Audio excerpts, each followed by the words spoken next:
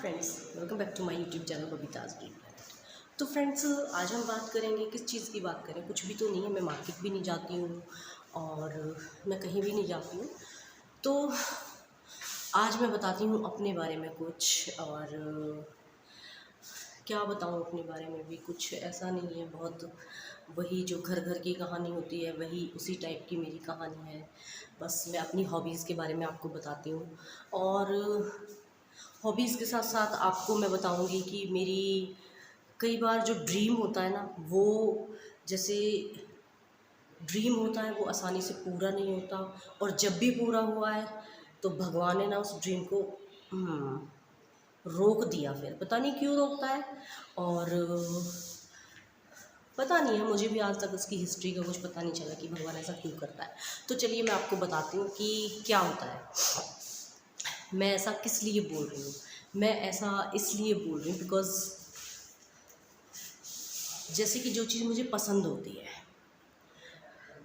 पसंद वो तो मैं आपको पहले भी बता चुकी हूँ कि मुझे जो घर का काम है वो बिल्कुल भी पसंद नहीं है। I don't like this. और मैं बनी ही नहीं हूँ घर के काम के लिए। मुझे बिल्कुल भी कोई भी काम ऐसा पसंद नहीं है जो लड़कियों वाला हो। मुझे लड़कों वाले सारे काम पसंद आते हैं। मुझे बाइक चलाना अच्छा लगता है, मुझे गाड़ी चलाना अच्छा लगता है, मुझे ट्रैक्टर चलाना अच्छा लगता है, और मुझे कुछ भी ऐसा एडवेंचर जो टाइप की चीज़ें होती हैं, जैसे बॉयज़ की होती हैं, मुझे वो चीज़ें पसंद होती हैं। और तो और मुझे जो गर्ल्स वाले कपड़े होते हैं वो भी बहुत कम पसंद है, बहुत कम पसंद है।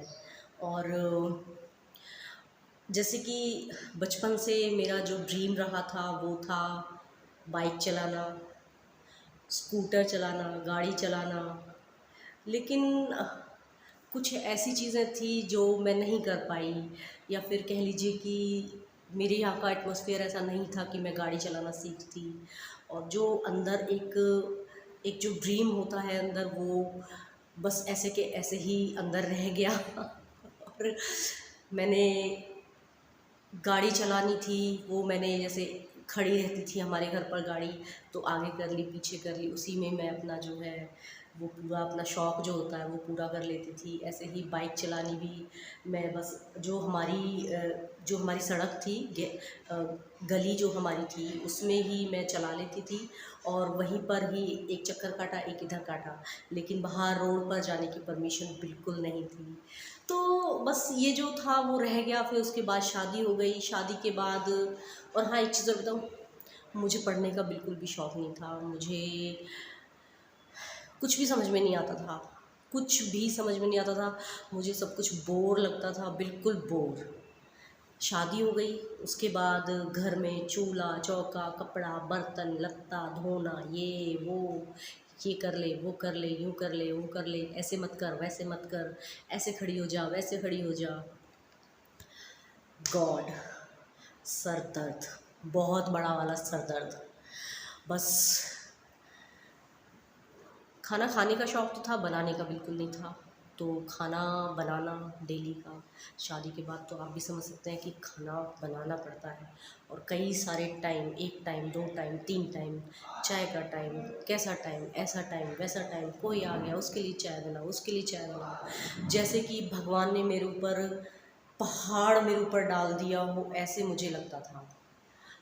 ट्रस्ट मी, मुझे ऐसा ही लगता था कि जैसे जो चीज़ मुझे पसंद नहीं है, भगवान ने मेरे ऊपर पूरा का पूरा पहाड़ उसके ऊपर, मेरे सर के ऊपर उड़ेल दिया है कि अब जो पसंद नहीं है वही करो। ओके, मैंने हार नहीं मानी, क्योंकि मेरे मम्मी पापा ने मुझे हारना नहीं सिखाया था।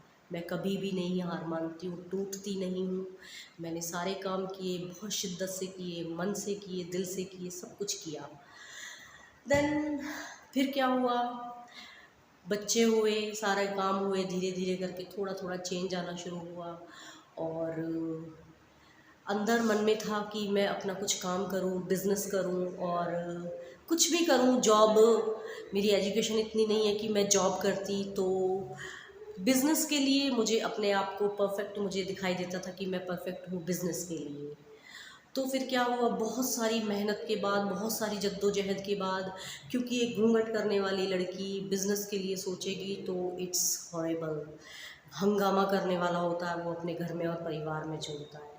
तो बस मैंने वो हंगामा किया और बहुत सारी मुश्किलें आईं, बहुत सारी मुश्किलें आईं। जैसा कि हमेशा होता है कि किसी अपने ड्रीम को पूरा करने के लिए एक पहाड़ उलट कर आ जाता है, वैसे ही फिर हुआ मेरे साथ। और आखिरकार मेरी जो मेहनत थी वो रंग लाई और मैंने शॉप खुलवाई। और बहुत सारी चीज़ें हुई उसके बीच में, बहुत सारी चीज़ें कि शायद मैं उसे बोल कर कुछ भी नहीं समझा सकती हूँ कि क्या क्या हुआ था। वो दुकान खोलना, वो शॉप, वो शोरूम खोलना, मेरी तो सिर्फ़ एक छोटी सी वो था मन कि मैं एक छोटी सी शॉप खोलूँ। लेकिन मेरे हस्बैंड ने मेरा एक बहुत ही अच्छा शोरूम खुलवाया और वो शोरूम मेरे ड्रीम से भी ऊपर था।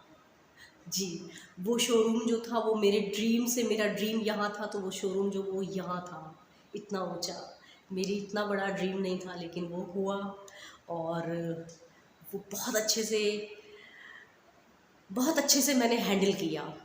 और उसके बाद चलता रहा, चलता रहा, चलता रहा। उसके बाद फिर मैंने क्या किया कि फिर सोचा कि एक ड्रीम पूरा हुआ, मैंने बिज़नेस किया, अब इसके साथ साथ मैं अपना और भी ड्रीम्स पूरे करूँगी। फिर मैंने उठाई गाड़ी की चाबी और मैंने गाड़ी चलाना सीखा, क्योंकि इतने दिन बाद कोई चीज़ चलाना कि घूंघट में, पर्दों में रहने वाली जो लड़की थी उसने स्कूटर छोड़ दिया था, बाइक को हाथ लगाना बंद कर दिया था। और क्योंकि बहुत सारी चीज़ें होती हैं कि हम उसे हाथ नहीं लगाते हैं, बस फिर हाथ लगाना छोड़ दिया। और फिर एक दिन ऐसा पलटा कि बस फिर क्या हुआ, उसके बाद मैंने ड्राइविंग सीखी और वो सीख कर मेरा जो ड्रीम था, एक्चुअल में जो मेरा ड्रीम था वो था अपना लाइसेंस बनवाना।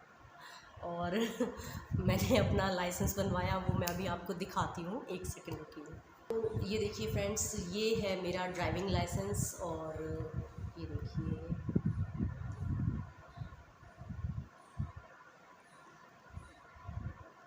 मैं दिखाने की आपको कोशिश करती हूँ। ये मेरा ड्राइविंग लाइसेंस है और इसे बनवाकर इस लाइसेंस को बनवाकर मुझे पता नहीं क्यों एक बहुत ही अजीब सी खुशी मिली। क्या मिला मैं बता नहीं सकती हूँ क्या मिला मुझे। जैसे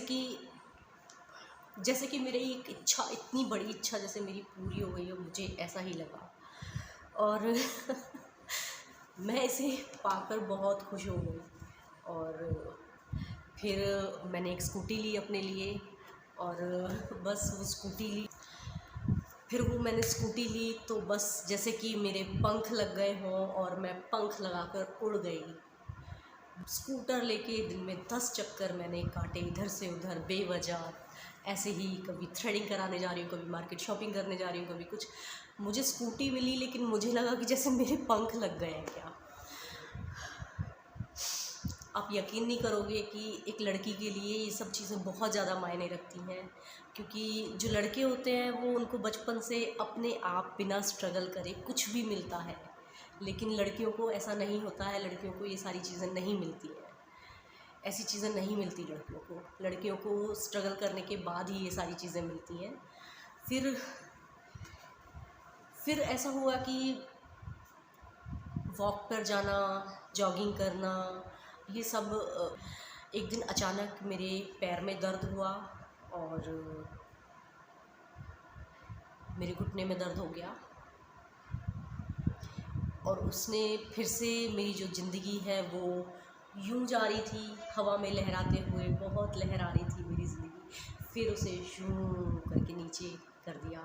मेरे घुटनों में दर्द हुआ और मैं गाड़ी ड्राइव कर रही थी एक दिन, और गाड़ी लगभग मैं जाम में फंस गई थी दिल्ली, और लगभग 1 डेढ़ घंटे मैं जाम में फंसी रही। उस दिन मेरे पैर में दर्द हुआ सबसे पहली बारी हुआ था। जॉगिंग करते हुए मैं बैठ गई वहाँ पर, मैंने अपने हस्बैंड को बुलाया, वो मुझे लेके गए। फिर उसके बाद जब थोड़ा ठीक हो गया, फिर उसके बाद 2-3 दिन में वो ठीक हो गया। फिर उसके बाद मैं गाड़ी ड्राइव कर रही थी और उसके बाद अचानक से मेरे घुटने में बहुत ज़्यादा पेन हुआ और मैंने वहीं जो है ड्राइव करते हुए मैं दूसरी सीट पर आई, हस्बैंड ड्राइविंग सीट पर आए, उन्होंने गाड़ी चलाई। फिर उसके बाद घुटना दिखाया और उसमें प्रॉब्लम्स वही जो थोड़ी सी प्रॉब्लम होती है मोस्टली घुटनों में जो प्रॉब्लम होती है वही प्रॉब्लम मुझे आई और कम्प्लीटली जो है मेरा गाड़ी चलाना बंद। मैंने गाड़ी चलाना बंद कर दिया और अब मन बहुत करता है लेकिन अब नहीं चलाती हूँ क्योंकि घुटने में प्रॉब्लम हो जाती है। तो फ्रेंड्स, जब हमारा जिस चीज़ का मन करे, जिस उम्र में जब मन करता है, क्योंकि हर उम्र जो होती है वो कुछ सीखने की, कुछ सिखाने की या फिर जीने की होती है।